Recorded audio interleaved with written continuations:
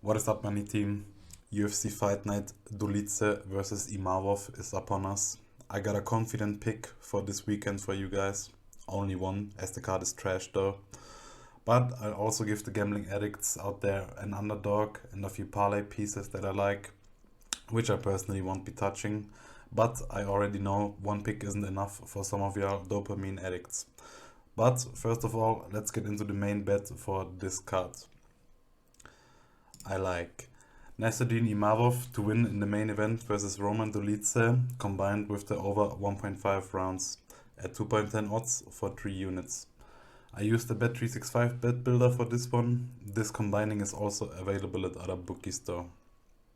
You can also just touch Imavov moneyline here if you don't have the bet builder on your bookie. The odds are good enough at around 1.66. So let's get into the breakdown. These two are good middleweight prospects, even though it's hard to call Dolidze a prospect at his age of 35 versus Imavov's age of 27, which is also a factor that I like here. But matchup wise, this is a technical versus brawler type striker fight, with Imavov being the technical one and Dolidze being the brawler type. Imavov moves pretty well for being a middleweight, while Dolidze just likes to overpower his opponents with his brute strength. So without boring you guys with any nerdy number breakdowns here, looking at the fight from this angle, Imavov got the obvious advantage in the stand-up in my opinion. On the other hand, Dolidze definitely got the better jiu-jitsu on his side, but Imavov's takedown defense is pretty solid, while Dolidze has struggled to take his opponents down in the past in order to utilize his jiu-jitsu. So I think Imavov will be able to keep this fight standing while also dominating it. And of course, Dolidze might be able to find that one shot to knock Imavov out here, but I just think it's pretty unlikely. Imavov will be aware that this is his biggest threat here, and he will use his slick movement to avoid any big shots. I also think that the odds should favor Imavov more in this fight here. I think that people like Dolidze a lot since when he got robbed versus Marvin Vettori a few months ago, as that is just a storyline that people like, which then of course leads to money being put on Dolidze, which moves the odds more in his favor. So overall I think Imavov is the better mixed martial artist. Also him putting up a solid performance in a 5-rounder versus Sean Strickland is something that I also really like here in terms of gas tank, while Dolidze has not really shown to have a solid gas tank yet. So I think Imavov will picking apart more and more as the fight goes on. These two will not finish each other early though, which is why I'm confident in adding the over 1.5 rounds to this bet.